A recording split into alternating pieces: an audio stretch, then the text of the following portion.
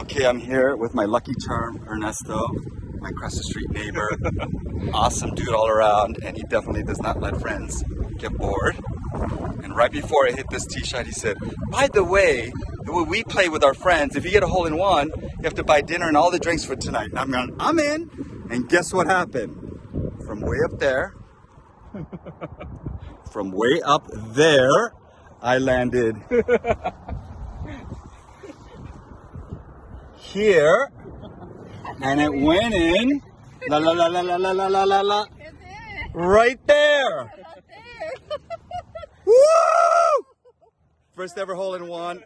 I've never even seen a hole in one in my life, let alone get one myself. So I'm gonna buy a lottery ticket, and my mom too. So I'm gonna just every year on my birthday, I'm gonna play Rancho Bernardo Inn with Ernesto, my mom, and my brother Rich, brother from the same mother. I'm so lucky. My 85-year-old mom. Status. Oh.